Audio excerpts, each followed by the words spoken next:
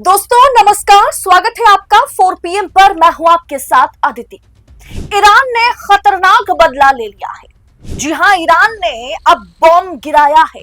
ऐसा वैसा बॉम्ब नहीं है, खतरनाक बॉम्ब है, जिसके बाद यह कहा जा रहा है कि ईरान ने बदला ले लिया है। 17 देशों का नेतन्याहू और डोनाल्ड ट्रंप को अल्टीमेटम। 17 देशों ने डोनाल्ड ट्रंप को और नेतन्याहू को कॉल घुमाया है और चेतावनी दी है। अब युद्ध रोकने के कहीं ना कहीं इजराइल भीख मांग रहा है। नेतन्याहू हाथ जोड़ करके कह रहा है कि बहुत हो गया है, बस करो, अब युद्ध रोकिए। युद्ध रोकने को इजराइल राजी हो गया है। इजराइल अब यह कह रहा है कि ईरान बम गिराना बंद करे, हम बातचीत करने को तैयार है, क्षमा करें, अब यह युद्ध रोकने का वक्त आ गया है। दोस्तों, ऐसा क्या हो गया? ईरान ने ऐसा क्या बॉम्ब गिराया जिसके बाद पूरी दुनिया में खलबली मची हुई है?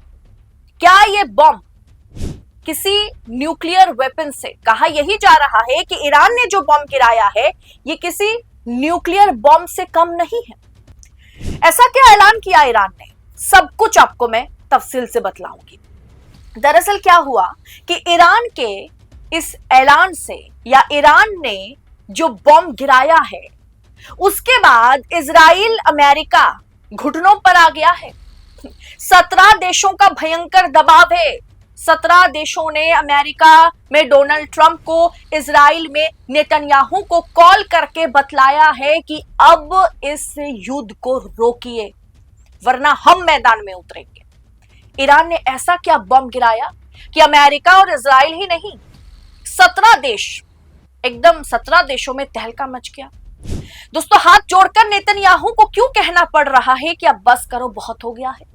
ट्रंप और नेतन्याहू पर भयंकर दबाव किस लिए बढ़ रहा है? दरअसल दोस्तों, इजराइल युद्ध रोकने के लिए अब कह रहा है कि if Khamenei stops the fire we will accept that Israel signals readiness to end war with Iran. अगर खामेनेई फायरिंग रोकता है, अगर ईरान फायरिंग रोकता है, मिसाइल दागना बंद करता है, तो हम बातचीत करने के लिए तैयार है, हम युद्ध रोकने के लिए तैयार है। बातचीत तो छोड़ दीजिए, अब बातचीत करने का कोई जगह नहीं बचा है इजराइल और ईरान के बीच। इजराइल ने कहा कि हम युद्ध रोक देंगे, अब उन्हें कहिए कि वो मिसाइल दागना बंद करें। ऐसा क्या हो गया? दरअसल दोस्तों, ईरान ने एक बड़ा फैसला लिया है जिससे इजराइल या अमेरिका पर वर्ल्ड लीडर्स भयंकर दबाव बना रहे हैं। दुनिया की ज्यादातर देशों ने इजराइल और अमेरिका को चेतावनी दे दी है। 17 से अधिक देशों ने, अभी खबर यही है कि करीब करीब 17 देशों ने इजराइल और इजरायली प्रधानमंत्री नेतन्याहू को, ट्रंप को कॉल घुमाया है और कहा है कि आप लोग सरेंडर कीजिए, बहुत हो गया, आप लोगों के चलते हमारी भी हालत खराब है, तो आप सरेंडर कर दीजिए, बहुत हो गया है। क्योंकि अमेरिका के अटैक के बाद, जो ईरान के तमाम न्यूक्लियर ठिकानों पर अमेरिकी सेना की ओर से, अमेरिका की ओर से जो हमले किए गए, उसके बाद ईरान ने एक ऐसा फैसला लिया है जो किसी न्यूक्लियर अटैक से कम नहीं। आप कहेंगे बहुत ज्यादा मैंने पटभूमि रचा है, अब बात पर आते हैं, मुद्दे पर आते हैं, खबर बताती हूं। दोस्तों, हर जंग ना सिर्फ मैदान में अस्त्र शस्त्र यानी वेपन के जरिए नहीं जीती जाती है। कुछ जंग दिमाग से भी लड़ना पड़ता है, जो शायद ट्रंप और नेतन्याहू के पास नहीं है। आप इस बात को अच्छे से समझ पाएंगे। दरअसल क्या हुआ, एक जल संधि है जिसे ईरान ने रोक दिया है। ईरान की संसद ने अपने 3 परमाणु स्थलों पर अमेरिकी हमलों के बाद रणनीतिक रूप से, कूटनीतिक रूप से महत्वपूर्ण फैसला लिया है। होर्मुज स्ट्रेट को बंद करने की अब पार्लियामेंट ने मंजूरी दे दी है। ईरानी पार्लियामेंट ने, ईरान की सरकारी मीडिया ने रविवार को यह जानकारी दी। ईरानी संसद की नेशनल सिक्योरिटी काउंसिल के सदस्य मेजर जनरल कोवसारी ने कहा है कि ईरान के शीर्ष सुरक्षा प्राधिकरण सुप्रीम नेशनल सिक्योरिटी काउंसिल को यह निर्णय पर अंतिम फैसला लेना होगा। इस पर एक तरीके से हामी भरनी है, लेकिन ओवरऑल सरकार ने यह फैसला ले लिया है कि अब ये जो जल संधि है इसे रोका जाएगा। दोस्तों, ये ऐसा एक जलमार्ग है जिसे अगर रोक दिया जाए ना, आपको कोई अंदाजा नहीं है, ये किसी न्यूक्लियर हमले से कम नहीं है। और ये न्यूक्लियर हमला सिर्फ इजराइल और अमेरिका नहीं, 17 देशों पर यह हमला होगा, जिसके चलते 17 देशों के मुखियाओं ने डोनाल्ड ट्रंप पर और नेतन्याहू पर मतलब भयंकर दबाव बनाया है। अब दोस्तों, मैं आपको बता देती हूं कि ये जो होर्मुज़ स्ट्रेट है, इसके चलते क्या नुकसान होगा।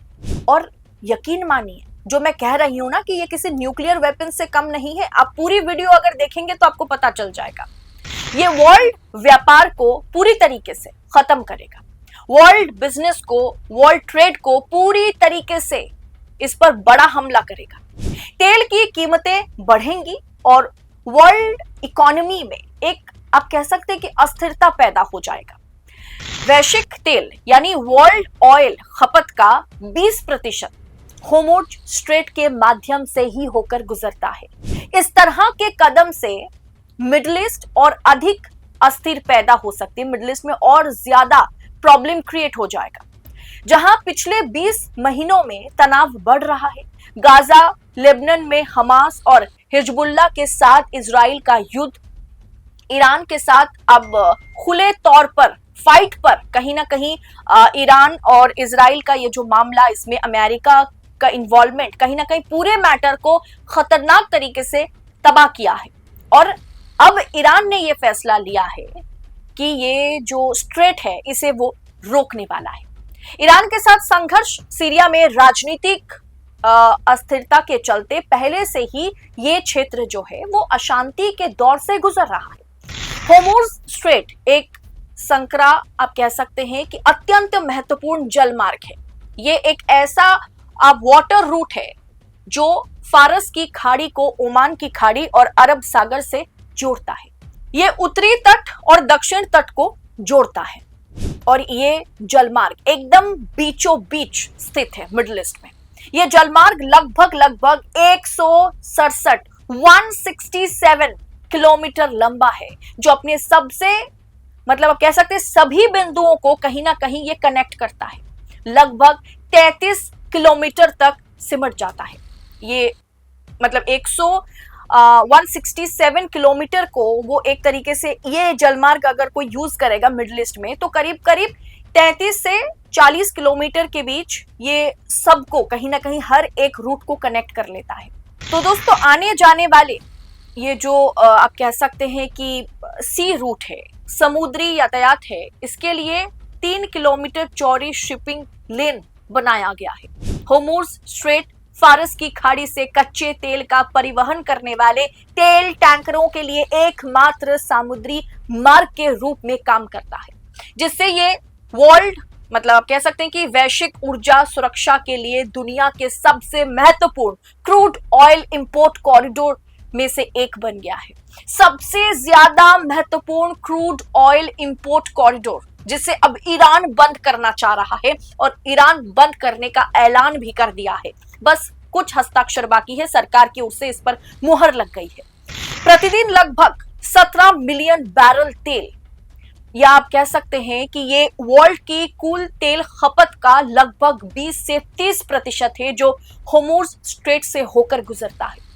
दरअसल फारस की खाड़ी से होने वाले सभी तेल निर्यातों में से लगभग 88% इसी जलमार्ग से होकर गुजरना पड़ता है। हर एक आप कह सकते हैं कि हर एक एक्सपोर्ट जो क्रूड ऑयल है उसे इसी रास्ते से होकर गुजरना पड़ता है। लगभग 90%, 88% मतलब 90% ही, क्योंकि वैकल्पिक जो पाइपलाइन और मार्ग जो है वो बहुत सीमित है।